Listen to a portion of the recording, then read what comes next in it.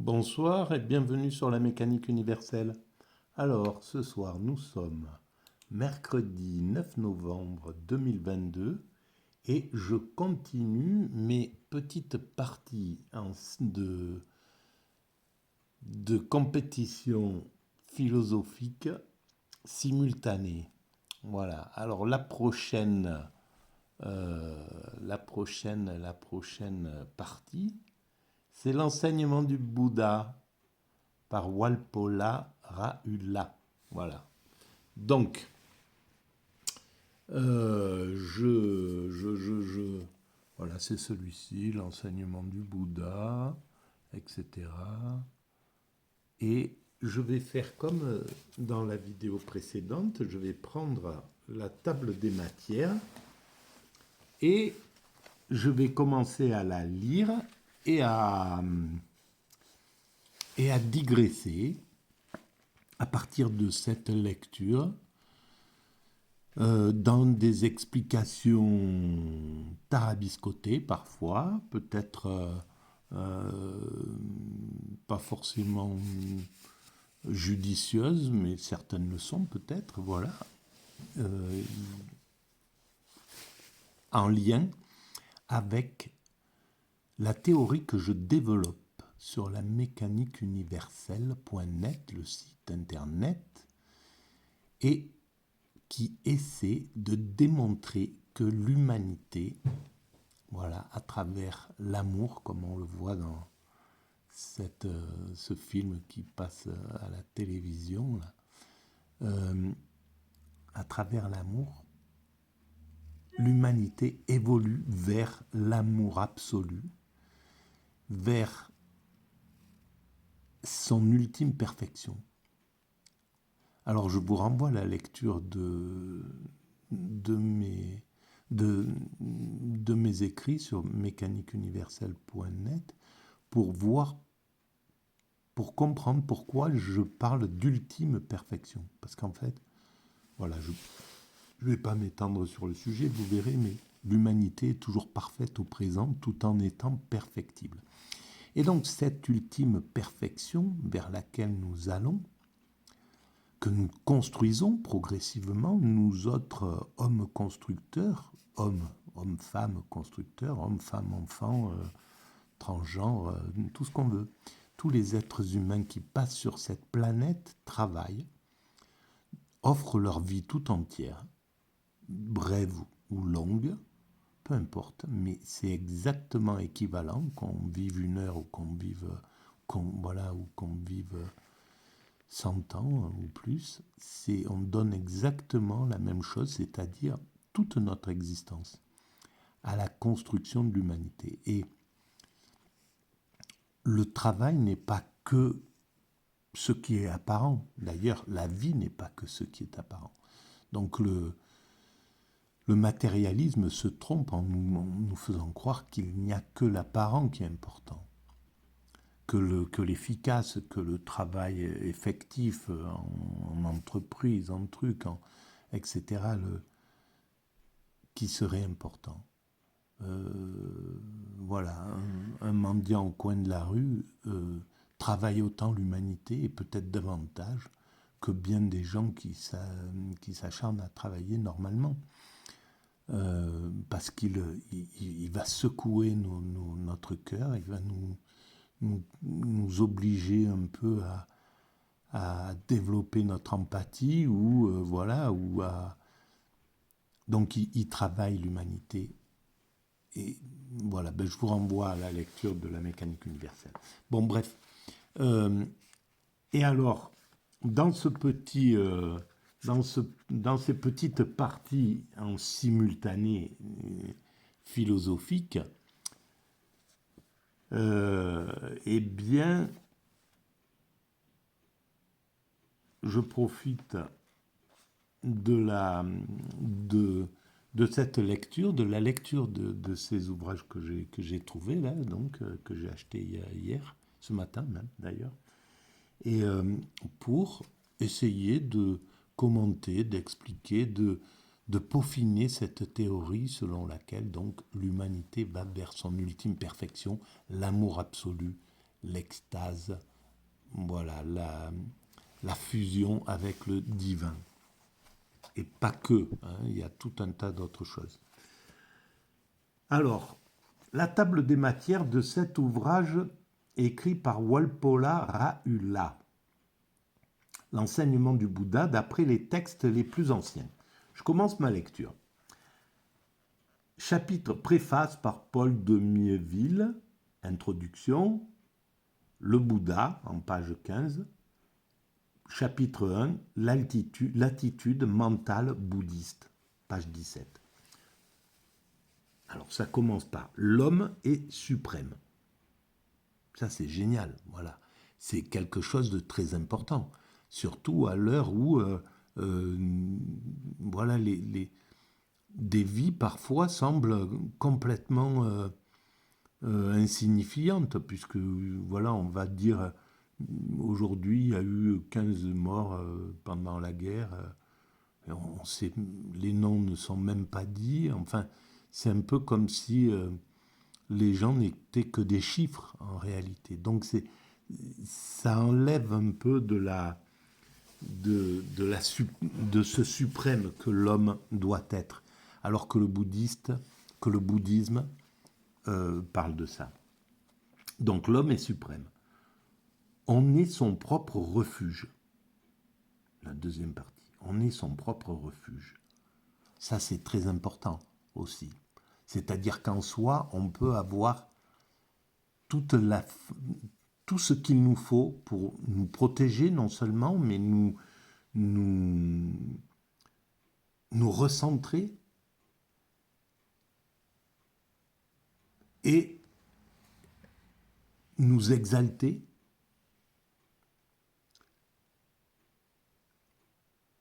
et nous extasier finalement. Et c'est en soi, bien entendu, que ça se passe. C'est pas extérieur. Et le bouddhisme l'a bien compris, l'a bien expérimenté. 2500 ans de travail avec des millions d'êtres humains qui ont fait ces expériences, qui ont réfléchi à cette puissance de ces enseignements du Bouddha et puis de ses descendants et de tous les sages qui ont accompagné des millions, des milliers, des dizaines de milliers de personnes qui ont expérimenté ça. C'est pas quelque chose, c'est pas de la rigolade. C'est vraiment ce qui est enseigné, ça a été vécu, expérimenté, c'est majeur, majeur. Alors après, 17, c'est responsabilité.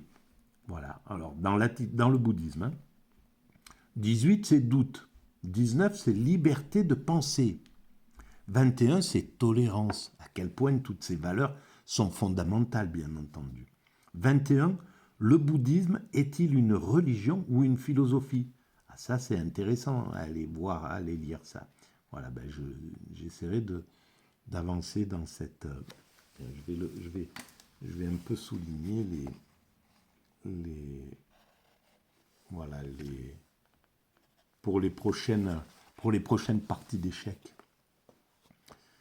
La vérité n'a pas d'étiquette. N'a pas d'étiquette, la vérité. Donc, elle n'est pas ni écrite. Elle ne peut pas être... on ne peut pas l'écrire, la vérité. La vérité, elle se vit. Et c'est à travers cet éveil que la vérité se vit, en réalité. La vérité, je pense que c'est ce dont pense, c'est ce à quoi pense le bouddhisme. 23, pas de foi ou de croyance aveugle, mais voir et comprendre. Voilà. Ça ne veut pas dire pas de foi et de croyance, mais aveugle seulement. La foi et la croyance, elle est là, elle est posée, elle existe. Ils en savent la force, la puissance, évidemment. Mais il ne faut pas qu'elle soit aveugle, parce qu'aveugle, ça veut dire que elle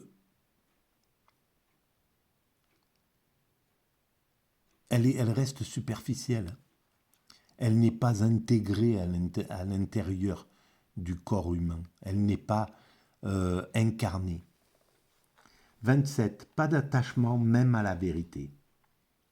Là, c'est l'état supérieur de l'extase. Il y a un détachement absolu aux choses, et jusqu'à la mort, en fait. Il n'y a plus d'attachement aux choses quand on atteint l'éveil. Voilà, la vie, et ça, c'est caractéristique de cette expérience extatique. 29. Parabole du radeau. On ne saura pas ce que c'est, mais il faudra aller le lire. 29 encore. Spéculation imaginaire inutile. 31. Attitude pratique. 31. Parabole du blessé. Voilà. Le deuxième chapitre. La première noble vérité. Dukkha. D-U-K-K-H-A. Le bouddhisme n'est ni pessimiste ni optimiste, mais réaliste. Alors, réaliste, ça veut dire qu'on est dans la réalité. Ça veut dire incarné en somme aussi, hein, toujours pareil. Et il ne se pose plus la question de pessimiste ou optimiste.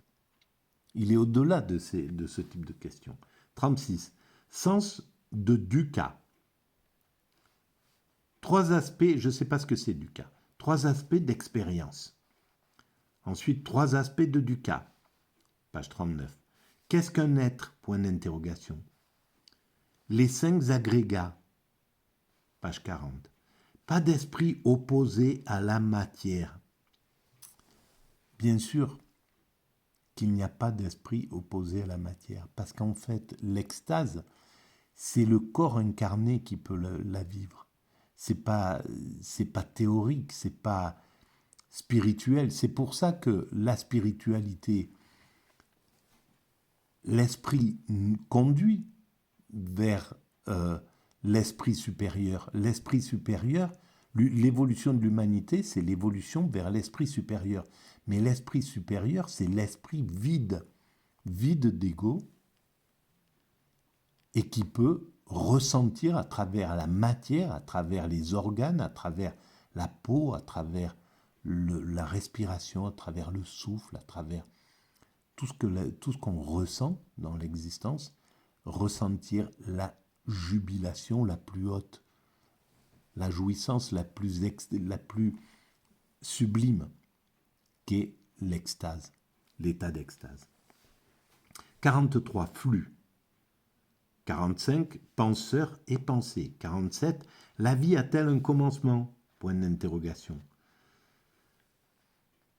La joie est un facteur d'éveil. Voilà. Alors là, on rejoint le bouddhisme rejoint, enfin c'est plutôt Spinoza qui rejoint la pensée du bouddhisme. Spinoza qui a fait de la joie le sommet de son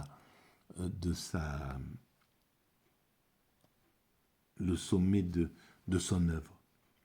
Et effectivement, c'est la joie, l'état d'extase. C'est la joie, mais c'est une joie intérieure, c'est une jubilation, c'est un sourire permanent, c'est une jubilation extrême. C'est un état qui n'a aucun équivalent dans l'état ordinaire. Il y a l'état ordinaire dans l'existence, c'est-à-dire 99,99% de notre temps, et puis il y a parfois ces expériences d'extase qui vont être extrêmement brèves. Plotin a vécu ça 3 ou 4 fois 5 minutes.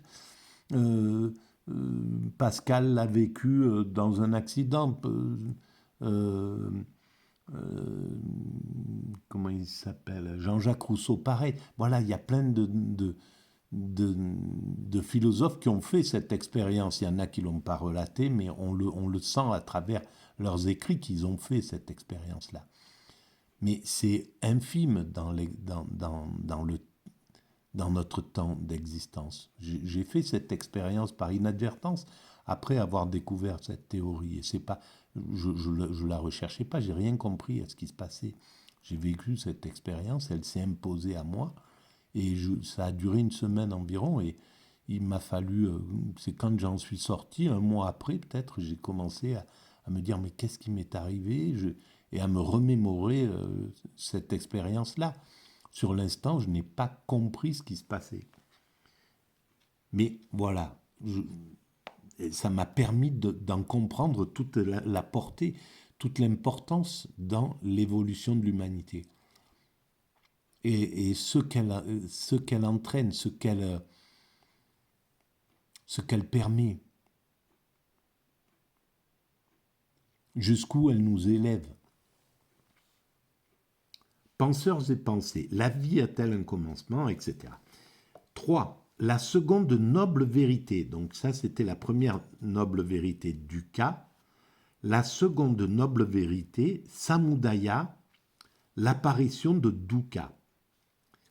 Définition, 4 nourritures, cause de la souffrance et continuité, ET continuité, nature de l'apparition et de la cessation, karma et renaissance. Qu'est-ce que la mort? Point d'interrogation. Alors, je ne sais pas ce qu'est la mort, mais en tout cas, dans cette expérience d'extase que j'ai vécue, j'ai ressenti pleinement, et c'était pas voilà quelque chose de superficiel, c'était quelque chose de vraiment intégré, que je n'avais absolument plus peur de la mort. Que la mort, me paraissait être, ça pouvait être un événement comme le fait de m'endormir, tout simplement. Je m'endors, c'est voilà, c'est un moment où je mange, c'est un instant, un instant. J'apparentais ça à un instant, et sans aucune crainte, parce que le cerveau, tout simplement parce que le cerveau, dans l'état d'extase, ne se projette plus, ne tire plus de plan sur la planète, n'imagine plus rien. Il ne peut pas imaginer. Il est dans un état de contemplation permanente. Il est vide. Donc, il est vide d'ego, vide de pensée. Donc, il ne peut pas imaginer ce qui nous fait peur dans la mort. Qu'est-ce qui va se passer? Est-ce que je vais souffrir? Est-ce que ça va durer longtemps? Et comment ça va être le dernier souffle? Et comment, et où je vais? Où ça va? Etc., etc. On peut se poser des milliers de questions, évidemment, dans l'état normal de la vie. Et ça, c'est légitime. Et cette peur, elle est féconde, parce qu'elle nous permet de construire. Voilà, c'est la peur de la mort qui fait ces buildings, ces routes, ces autoroutes, ces voitures, ces avions, et le travail qu'on donne, quoi, et qu'on construit, et pour ses enfants, etc., etc. Et pour son village, et pour sa ville, et pour son pays, et pour sa nation, et pour l'humanité, voilà, au fond. Donc on a cette chose-là. Et donc, la victoire sur la mort, c'est simplement qu'il n'y a plus d'imagination, donc il n'y a plus de peur. Et c'est tout. S'il n'y a plus peur de la mort, si on reste dans cette position où on n'a plus peur de la mort, et dans l'instant de passage, c'est ce que j'essaie de démontrer sur le dernier chapitre de la mécanique universelle, qui est consacré à la mort, je dis que nous mourrons forcément dans l'extase.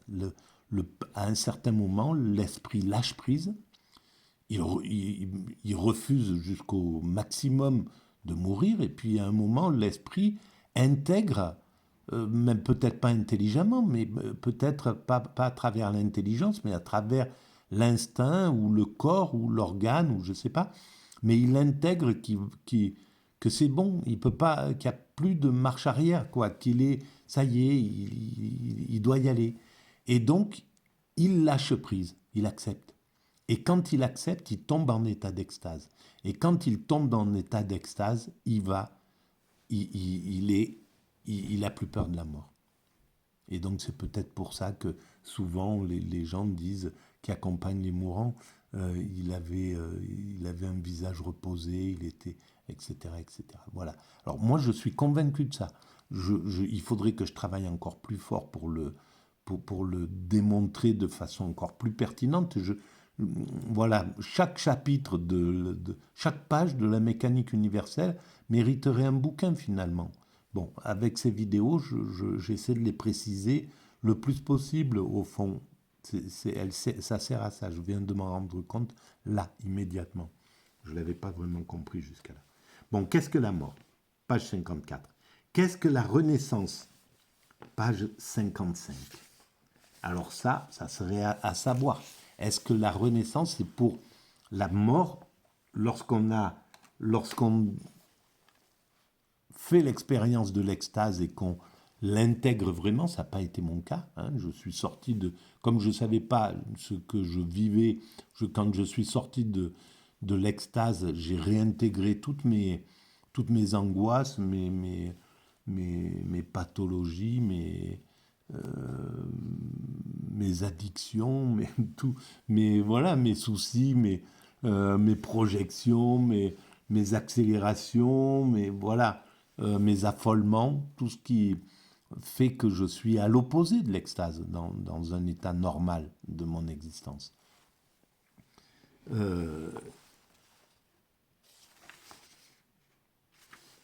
Mais peut-être que ceux qui atteignent cet état volontairement, les moines, voilà, Dogen, je ne sais pas si ça... Vous pouvez regarder un petit peu les moines zen, etc., leurs écrits et puis leurs expériences. On trouve des vidéos un peu là-dessus, ou sur les soufismes, sur les soufis.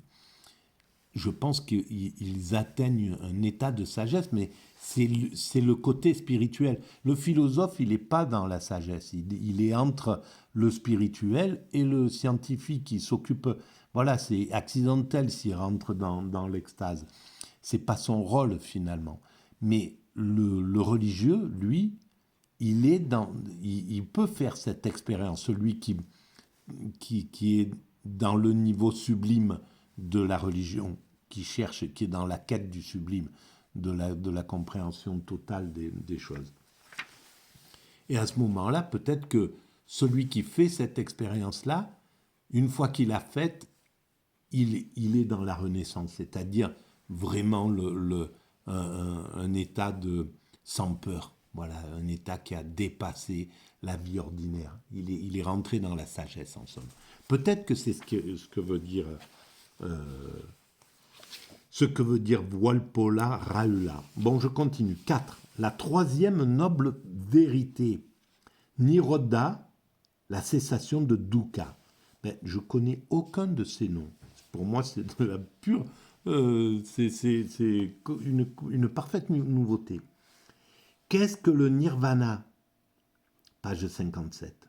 Ça sera super intéressant de savoir qu'est-ce que c'est, parce qu'apparemment, il y a une différence. Moi, je pense que c'est... D'ailleurs, j'écris toujours nirvana, éveil, félicité, béatitude, extase, devekut, bhakti, je ne sais pas, tous les mots qui sont employés pour parler de l'extase, c'est des équivalents. Mais il n'est pas dit qu'il n'y ait pas des paliers, qu'il n'y ait pas des choses. Ça serait intéressant à comprendre. Moi, je les identifie tous ensemble, ces états-là. Mais il est possible qu'à un certain moment, il n'y a même plus le plaisir qu'on ressent dans l'état d'extase, tel que je l'ai vécu. Dans cet état-là, il y a une jubilation, une jouissance organique, mais c'est-à-dire pas sexuelle du tout, mais c'est chaque centimètre du corps jubile, jouisse de la sensation de l'extase. Voilà. Alors peut-être que c'est autre chose, le nirvana. On le lira, tiens, je vais le noter. Nirvana, ça fera partie d'un petit travail là-dessus. Langage et vérité absolue. Langage et vérité absolue. Voilà, on parle de vérité absolue. Vérité ou vérité absolue, c'est deux choses. Et la vérité absolue, c'est à travers le nirvana. Et c'est pas pour rien que c'est écrit langage et vérité absolue entre qu'est-ce que le nirvana et après c'est définition du nirvana. Voilà, page 59. Nirvana non négatif, page 60. Nirvana comme vérité absolue. Voilà, Je découvre en même temps, je ne l'ai pas lu, hein, cette table des matières. Donc je le découvre en même temps. C'est exactement ça. Nirvana comme vérité absolue. Évidemment que c'est la vérité absolue. Quand on a fait cette expérience, on comprend toute cette signification, on comprend tous ces livres sacrés. Ça devient absolument simple dans la compréhension une fois qu'on a fait cette expérience. Mais bon, voilà, c'est pas quelque chose d'exceptionnel, c'est pas un truc. euh, je pense que beaucoup vivent des états, des petits états ou des états d'extase et s'en rendent pas compte ou ne cherchent pas à y réfléchir ou voilà, c'est pas leur vocation, etc., etc. Mais c'est clair que celui qui se penche là-dedans, quand on fait l'expérience de l'extase, on sait que que le corps comprend la vérité absolue. C'est pas intellect, c'est pas intellectuel, c'est le corps qui comprend ça. Et oui, bien sûr, il dit, moi quand j'étais dans cet état d'extase, quand je voyais mon fils, je pouvais à peine lui parler, j'étais dans un état de lenteur, une sensation vraiment, et je pouvais que le prendre dans mes bras et lui dire tout est parfait Antoine, tout est parfait, la vie est parfaite, voilà, et avec une lenteur et c'était tout. Et donc d'où venait ce... Oui, effectivement, j'avais réfléchi à ça physiquement, j'avais réfléchi à ça au niveau de la mécanique universelle déjà. Mais bon, voilà. Alors, qu'est-ce que la vérité absolue? La vérité n'est pas négative. Pourquoi il dit ça? C'est intéressant à aller chercher. Nirvana et samsara, 63. Le nirvana n'est pas un résultat. Qu'y a-t-il après le nirvana? 63. Expression incorrecte, 64. Qu'arrive-t-il à un arahant après la mort? Point d'interrogation, 65. S'il n'y a pas de soi qui atteint le nirvana? Point d'interrogation.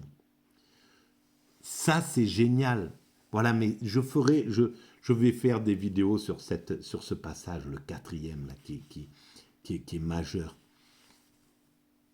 Qu'est-ce que c'est qui atteint? Si notre esprit, quand on atteint l'extase, quand on est dans cet état d'extase, l'ego a disparu. Donc le moi, qui je suis, tout ça, ça n'a plus cours. On n'est plus en lien avec cette chose qui fait que je me dis, je suis machin, Jean-Marc Tonizzo, j'ai tel âge, etc. D'ailleurs, tout ça, évidemment que c'est illusoire. C'est pas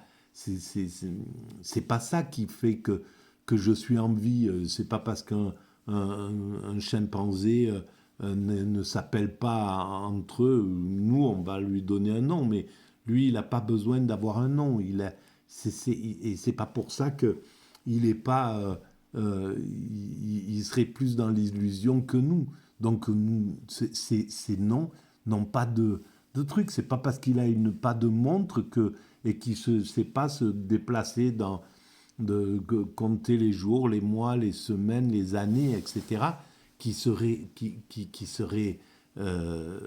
dans l'illusion. Voilà, l'illusion, c'est ce qu'on a construit pour construire l'humanité, mais c'est fondamental. C'est très bien, c'est génial qu'on ait imaginé toute cette technique, ces mathématiques, ces trucs, tout ce matérialisme, justement, il est génial pour construire. C'est exceptionnel, c'est formidable. C'est un travail considérable de l'humanité. Voilà. Mais c'est de l'illusion. Voilà. La vérité est ailleurs. Et là, ailleurs, attention, parce qu'ici, il y avait un tailleur là où j'habite. Il y en avait un juste dans la pièce d'à côté. Et je ne parle pas de ce tailleur-là. La vérité est ailleurs. Ce n'est pas le tailleur qui fait la vérité. Bien que des tailleurs détenaient la vérité. Ça, j'en suis sûr. Voilà. Le nirvana dans cette vie, 67. 5. La quatrième noble vérité, Maga, le sentier. Sentier du milieu ou noble sentier octuple. 69. Compassion et sagesse. 69. Conduite éthique. Ça, c'est comment on doit vivre son existence, etc. pour atteindre cet état-là. C'est clair que celui qui voudrait travailler cet état, c'est les voies qu'ont données toutes les spiritualités, mais toutes les grandes spiritualités, on dit, et même les spiritualités classiques voilà, la spiritualité tribale africaine, la spiritualité des aborigènes, la spiritualité des Inuits, la spiritualité, elle donne depuis 10 000 ans l'art de vivre pour atteindre un état de sagesse, pour atteindre la sagesse. Voilà. Pour vivre une vie harmonieuse et atteindre la sagesse. Les choses ont été dites. Évidemment qu'ils ne disent pas, c'est pas dit, tu dois te lever en vitesse à 6 heures du mat, tu cours, tu embrasses à peine tes enfants, tu traces, tu prends ta bagnole, tu vas jusqu'au boulot, tu travailles à la chaîne dans ton truc, tu bosses, et puis quand tu rentres, on te dit voilà, il faut que tu ailles profiter que tu ailles en boîte, que tu ailles, je sais pas, bon voilà. La sagesse de vie, elle est indiquée depuis longtemps. Bon voilà, chacun, c'est pas une obligation d'atteindre la sagesse, on peut traverser l'existence comme on le désire. Ça, la liberté de choix, elle est fondamentale. Simplement, on ne doit pas se foutre de la tête d'un type qui décide de faire le poirier toute son existence en Inde, ou de s'asseoir à côté d'un arbre et de ne pas bouger, ou de réciter des mantras toute son existence, ou de traverser l'Inde à poil dans un truc, ou de rentrer dans un monastère, ou de... Voilà. L'Occident matérialiste n'a pas à se moquer de ces êtres humains qui font ce choix-là, comme ces êtres humains n'ont pas à se moquer de ceux qui veulent traverser la vie à travers ce que le marché leur propose. Il n'y a aucun souci avec ça. C'est une question de respect mutuel, tout simplement. Mais voilà, j'accentue sur cette sagesse qui est donnée par les... Donc, sagesse, 2 sortes de compréhension, 4 fonctions à l'égard des 4 nobles vérités. Tout ça, je ne sais pas de quoi il parle pour l'instant. Et je pense que je ne sais pas si j'aurai le temps dans mon existence de pouvoir lire tous ces livres et comprendre ça. Mais bon, peut-être je me le ferai expliquer. Si des gens sont... voilà, peut-être que ça serait mon rêve de faire un groupe de toutes les spiritualités et de toutes les philosophies ensemble pour travailler ensemble sur l'évolution de l'humanité. Si Dieu veut, ça se fera. La doctrine du non-soi, anatta. Qu'est-ce que l'âme ou soi? Voilà, ça c'est important à savoir. Dieu est âme. Dieu est âme. Protection de soi et préservation de soi. Enseignement contre le courant. Méthode analytique et synthétique. Production conditionnée. Voilà, méthode analytique et synthétique. Il faut une vision. Voilà, le philosophe, il est dans ces 2 vocations. Il a la vision synthétique, il peut se balader sur l'histoire de l'humanité, lui voir ça de façon panoramique, avoir une vision comme ça. Et il faut qu'il soit analytique. Alors là, c'est synthétique. Et il faut qu'il soit analytique pour aller réfléchir à des choses bien précises, etc. et faire évoluer les choses. Production et je pense que là, il parle de ces 2 méthodes, parce qu'il y a 2 méthodes. On doit peut-être que le religieux, le spirituel doit choisir une de ces 2 méthodes. Le philosophe a les 2 méthodes parce qu'il est entre les 2, et le scientifique est analytique. Voilà, tiens, c'est intéressant ça.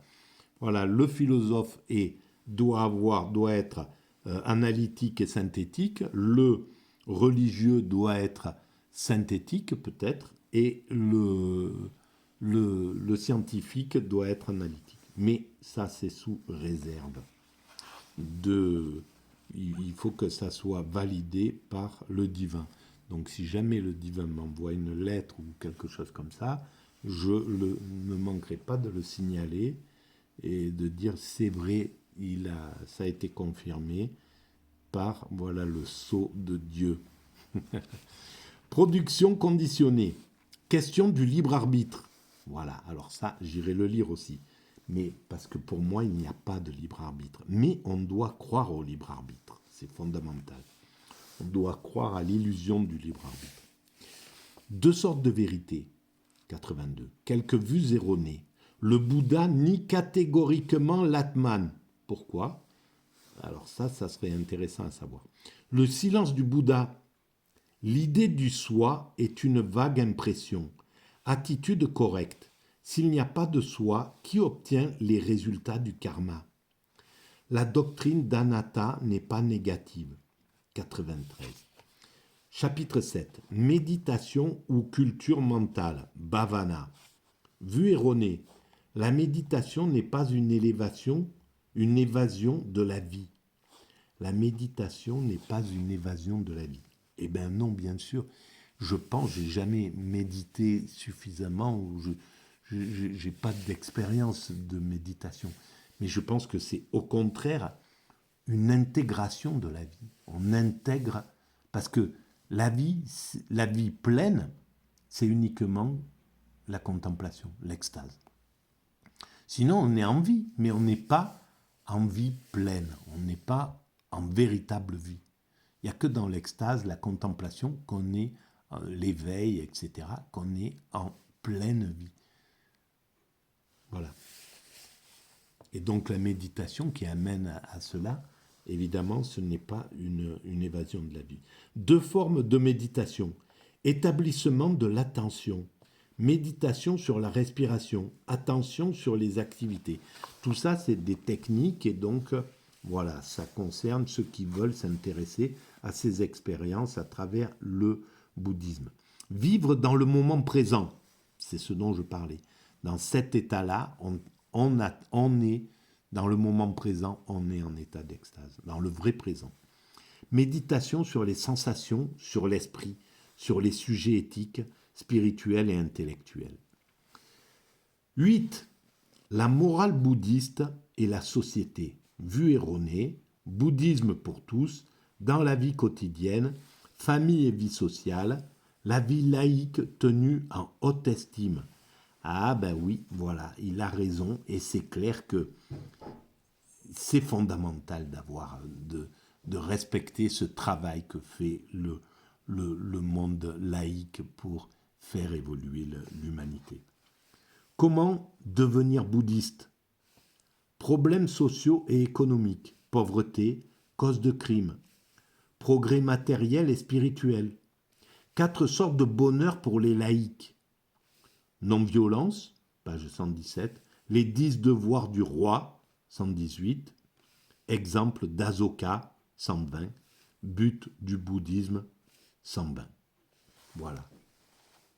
C'est formidable. Et il y a en dessous les choix du texte, la roue de la loi, Dhamma Kappapavatana Sutta, l'amour universel, ça c'est intéressant, page 125, Metta Sutta, les bénédictions, Mangala Sutta, le discours à Sigala sur les devoirs, Sigalovada Sutta, établissement de l'attention, Satipatthana Sutta, qui est le paria, Vasala Sutta, tous les obstacles, Sabhasava Sutta, je lis bientôt très facilement l'hindou. Et bien ça c'est bien l'indien. La parole de l'étoffe, Vatupama Sutta, parole de vérité, Dhammapada. Voilà. Voilà, eh bien je suis arrivé au bout de cet ouvrage. Je vous montre la 4e de couverture. Voilà. Si vous faites un arrêt sur image, vous pouvez la lire. Voilà. Je vous remercie pour cette donc deuxième partie d'échecs en, en simultané, d'échecs philosophiques. Et je vous dis à très bientôt. Voilà. Merci de votre écoute. N'hésitez pas à mettre des petites, même des commentaires si vous avez envie. Hein, voilà. Et sinon, voilà, je continue sur ma lancée. Je suis un peu fatigué là, faut le dire. Bon, à très bientôt. Merci de votre écoute.